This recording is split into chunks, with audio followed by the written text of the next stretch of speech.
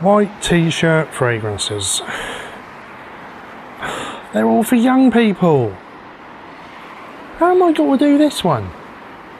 Oh well, if you want to find out what my white t-shirt fragrances are, you know what to do. Stay tuned.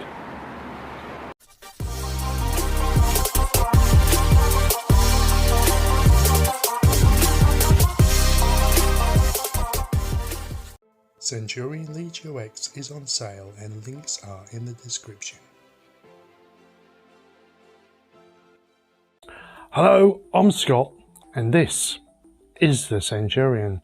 Now, as you saw in the intro, this is about white t-shirt fragrances. Now this is a tag video and I was tagged by the wonderful Joe from Mr. Fragrance. I will leave a link to his channel in the description. Do go check out his video and all of his other stuff. He's absolutely fantastic. Right, yes, white t-shirt fragrances. Now, I was like, what is a white t-shirt fragrance? Is it something that's sporty, or is it something that's just for the youngsters? Tried to keep to the white t-shirt fragrances that I would wear. There's a couple in there that the younger generation could wear, but I mean, hopefully you'll find them interesting and maybe a little bit of an inspiration as well. We shall start off with my fragrance, which is Centurion fragrance, and it is LEGIO X. Now, this is absolutely gorgeous for the summer. So fresh, so invigorating, and to me, white t-shirt could mean like going on holiday. It could be like having a picnic, but it's in the sun and you're just generally enjoying yourself. Something that's nice and easy to wear, that's clean, and maybe even a little bit sophisticated if you fancy popping out for a lunch or whatever. But this has got top notes of lemon, lime, apple and mint, and then in the mids we have Sicilian tomato leaf, herb bouquet and jasmine, and then in the base we've got sandalwood, leather, musk and vetiver. And it's just that fruity opening with the greenness of it. That herb bouquet that works so well with the apple and the tomato leaf. It's such a different scent, such a fresh, a real good wear, and it transitions really nicely into a more of a leathery scent, which can then suit you in the evening as well. Centurion LEGIO X, beautiful fragrance, and it will last you all day. Now, the next fragrance is one that might be more suited to the older generation, but there is no reason why younger people can't wear it. And this is, again, a fantastic wear as well in the warm weather. For a sort of a niche company, this is so well priced. You can get a 50ml bottle for around about £30–35 on the EDT formulation, and it is Milano Cento Him. And this is such a classic aromatic fougere, absolutely gorgeous, and it's got top notes of petitgrain, bergamot and lemon, and then in the mids there's lavender, clary sage, rosemary and basil, and then in the base you've got sandalwood, clove, cinnamon, patchouli, musk and amber. And it's got that DNA of an old style barbershop fragrance, if you will, but it's done in a modern classic way, and it's an absolute beauty. It really is. So for £30 odd for that, I mean, it's unbelievable. But that's Milano Cento Him. On to the next one, and I absolutely love this, and every time I pick this up, because I bought this years ago when it first came out. I think this came out in 1998, this Cerruti image. Every time I pick it up, I'm picking out different notes from it now. When I first bought it, it was just like a really beautiful fragrance and I loved it, but as my nose has obviously progressed and what have you, I'm learning more and picking out different notes. And the jasmine that I picked out 5 minutes in on this was unbelievable. I couldn't understand it, and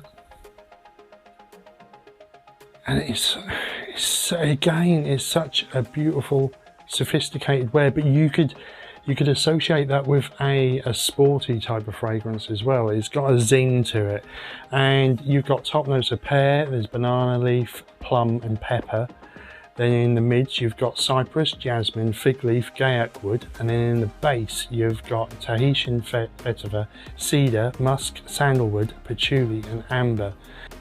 And it is full of character, full of depth, and again an easy wear. I think it's absolutely beautiful.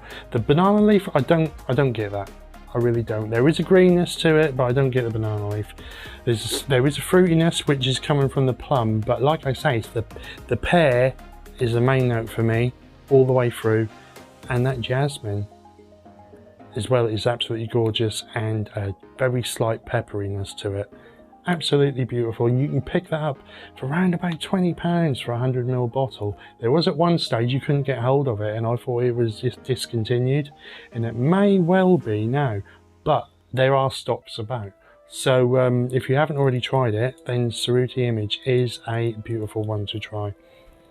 On to the next one, and this is reasonably recent for me.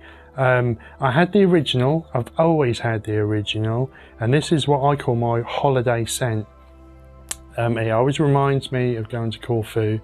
I wore the heck out of a bottle going there, and I thought I would try the extreme version, and this is Hugo, Hugo Man I think it is, Extreme, and this is another. The apple in there is absolutely gorgeous. Now it says green apple, but I get more of a red apple. It's sweeter. In the top you've got green apple, then in the mid there's lavender, geranium and sage, and then in the base you've got balsam fir, or fir balsam, whichever which way you want to say it, and cedar. There's more notes than that in there. It is gorgeous. It's got a slightly woody backbone. There's, like I said, there's fruitiness in there, and it's just a gorgeous one to wear in the summer. Definitely a white t-shirt fragrance. So that is Hugo, Hugo Man, Hugo Boss Man thing, Hugo Extreme. And the last one. Now I've spoken about this one quite a few times, and there's good reason for that, because I absolutely love it. Now a lot of people say that this is their least favourite out of the line of flankers from the original, and it is Acqua di Gio by Giorgio Armani. This is Absolu. Now everyone else says like Profundo and whatever, far better than this, and this is the ugly duckling, should we say. I disagree. I think that this has got such depth to it, and it sidesteps away and then another step from the original, enough to nearly make it a fragrance on its own. And I like that, because I wouldn't want to buy two fragrances that are virtually identical, whether they're supposed to be flankers or not. So this makes perfect sense for me, and I love it. It's got top notes of C notes, bergamot, pear, grapefruit and apple and lemon, and then in the mids we have lavender, geranium and rosemary, and then in the base we've got woody notes, tonka bean, patchouli and amberwood. And you really do pick out the fruitiness in this. There's more of a depth. I think the added pear in this makes all the difference, and makes it more of a, rather than a tart fragrance like a lemony fresh one that the original is, this brings it got more depth, and you could wear that throughout the day and evening. The woody notes make a lot of difference as well, gives it even more depth, and I love it. It lasts forever on the skin, and I don't harp on about compliments usually at all, but with this one I have had the odd one or two. Doesn't make a lot of difference to me, but I know some of you guys it does. But yeah, that is Giorgio Armani's Acqua Absolu. Now they are my offerings for today. I'd like to say again a big thank you to Joe from Mr. Fragrance, and I shall tag Barry from Scentualise. I will tag Kevin from Merseyscents, and I shall also tag Andreas from Servus fragrances. So there you go. If you did like the video, please like, comment and subscribe, and don't forget to hit that notification bell down below, and I will see you all very, very soon. Thank you very much.